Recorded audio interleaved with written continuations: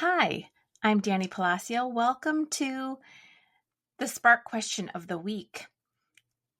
This is part of a Waking Moment podcast, and I welcome you if this is the first time you've tuned in. I often do video, but Spark Questions have been lending themselves more to audio only. So wherever you're listening, again, I thank you for being here.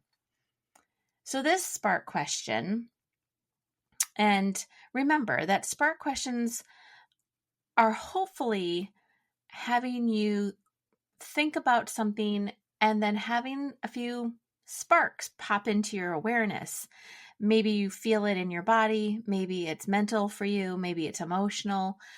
But I really want to add to the flame that is the inner light within you so that, again, you can discover your own individual truth, the thing that is in alignment with your soul and your expression in this life.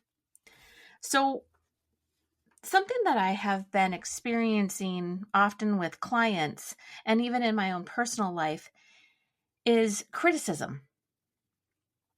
It has a wide range of expressions. And so, have you ever felt criticized? And what is criticism? And how do you deal with criticism? It's not a very pleasant experience. Oftentimes, we like to sugarcoat things and not look at things that are deep or dark. And criticism is one of those emotions, one of those experiences when you're being criticized by someone, particularly a loved one. And it can be it can be done very passive aggressively. And so, but it always feels like you get the finger pointed at you, that someone is speaking to you in a tone or in a way that's belittling. And it often leaves us disjointed, emotionally unstable, and it can create deep wounds around having the full expression of your heart, the full expression of your passion, the full expression of your creativity. And so it's important that we look at this, that we ask ourselves, where is criticism living in our bodies? Where and how does criticism enter my life? Who is the biggest criticizer of me? And it's hard to answer those questions because we then have to identify someone in our life or many people in our life. And they could be loved ones, like I said. They could be best friends. They could be coworkers. They could be someone at church. There could be, if you're a business person, an investor, if you're a healer, another healer, if you're a doctor, you're another doctor, or a nurse, or a patient. If you, anybody, actually, if you're in school, oh my goodness, kids criticize, teachers criticize. I think everybody criticizes. I criticize others in my mind. And sometimes even I passive aggressively say something out loud to someone. And it can sound like, how do you identify it, right? One, how you're feeling. And two, it's the subtle things that become more important. Like when someone says, "Oh, really? You did that? Oh, I didn't know you were interested in that." And it can be very blunt. "Wow, that's a really stupid idea." And it can be a look.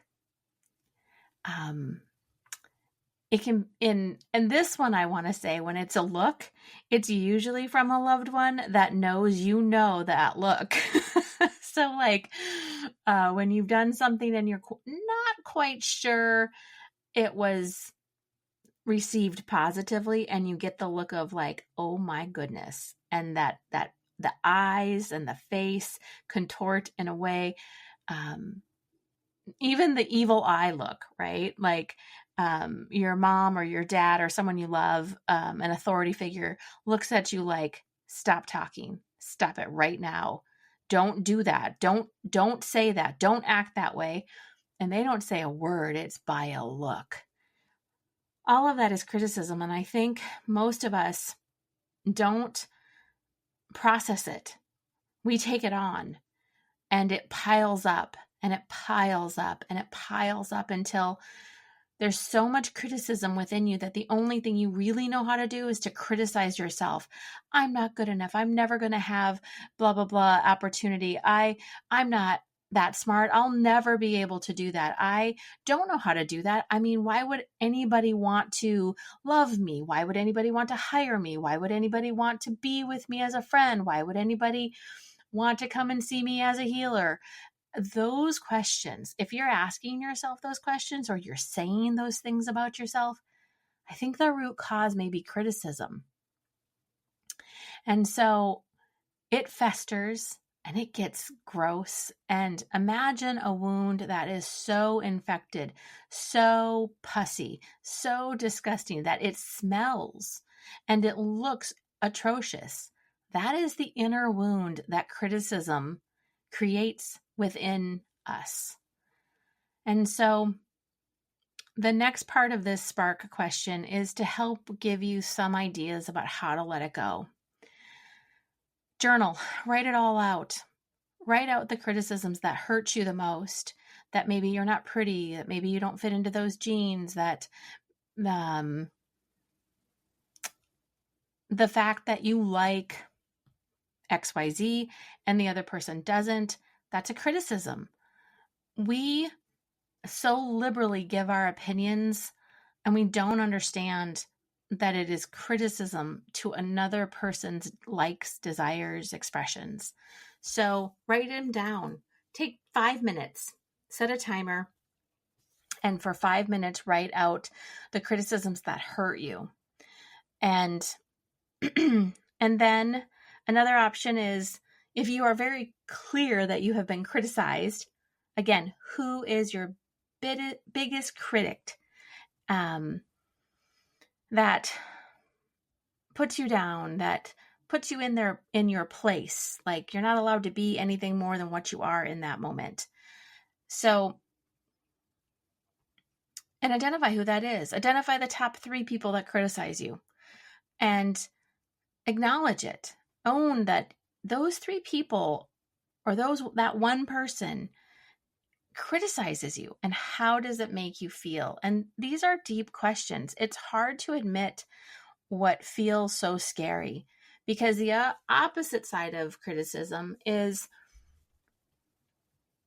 if I identify this person, if I feel criticism within me, then more than likely you fear that they will abandon you, that you will leave them, that you will no longer have their love, that you will no longer have their friendship, that you will no longer have something, that you will miss something that person represents to you. And that's just, how do I want to say this the most kind way? It is a possibility. It is. But you have to remind yourself that you deserve to have people that celebrate you, that love you, that accept you, that support you, that hold the vision of your highest vision of who you desire to be. Those are the people that we keep in our life, not the ones that belittle us and criticize us and say nasty things. No, that we have to have a boundary. All of us, me included, you have to have a boundary that says, I love myself and I deserve to have people that totally believe in me, that 100% see the possibility, 100% want to support me and offer their love, their resources, their kindness to me, right? So how else can you get rid of criticism? There is a technique, and I'm going to forget the man, but there's a man who wrote a book that teaches this technique. It's called emotional melting. And it's kind of a cool technique. And I can explain it to you, even though I'm not on video with you today. I will explain that if you take your dominant hand and you imagine that it's a big magnet, right? Not one of those little ones, but a huge, strong magnet. And that magnet is going to start at your forehead and move up and over your head and down the back of your head, and then whoof out your spine, out your arm.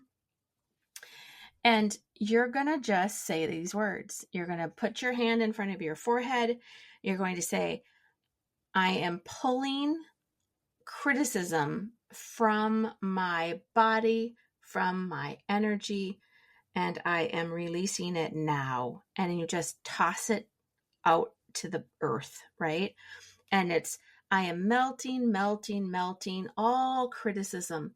And again, your hand is the magnet and it's pulling all the particles that are criticism within you, whether it's physical, whether it's spiritual, whether it's emotional. This magnet has the ability to pull and attract all the little particles that criticism is. And we pull, melt, and release. And if you do that 3 to 5 times, it's a real thing. I bet he even has a YouTube video. So I will go and look for that, and I will put it in the summary and the link. And so because I want you to be free of criticism. It shuts doors. It turns things off. I will tell you that when I was going through the awareness and the journey of clearing criticism from my life, I was having this experience of losing a lot of hair, and I couldn't figure out. I thought, well, maybe it's post-COVID, maybe it's hormonal, maybe it's just age, because I hear that when women age, their hair gets thinner. And I came up with all kinds of reasons. And of course, I took all kinds of supplements to try and get my hair to grow back and stop. This is the thing. I wanted it to stop falling out. And if there's something in your life that you want to have stopped, go back to criticism, because it's like your body's way of saying, yeah, we want this to stop. How do we get it to stop? Whatever it is. And the root cause often is criticism. So when I had a healer work with me and he introduced me to this emotional melt technique, again, it wasn't his, why can't I remember this man's name? Anyway, I was blown away. I was blown away when he simply put his hand on my forehead and I am melting, I am releasing all criticism. And if you know who the person is, you can even say their name. So I am releasing, I am melting the criticism from so-and-so. And that's why I asked you the question, is it someone, is it a single person? Is it the top 3? Because as a little person, as a young one, criticism was absolutely not addressed. And it piles up, like I said, it builds up to the yuckiness. So I wish the very best for you. I want you to live a life where you are free of criticism. I want you to live your deepest, most highest desired experiences. And I want you to feel sovereign and true and pure within yourself. And so I send you that blessing. I say this wish and prayer for you. And may you lay down your burdens. May you know that it is possible to clear criticism and any other emotion that does not serve you and that has been placed upon you without your permission. May it all be released with ease and grace and joy. So thank you again for joining this week's Spark Question.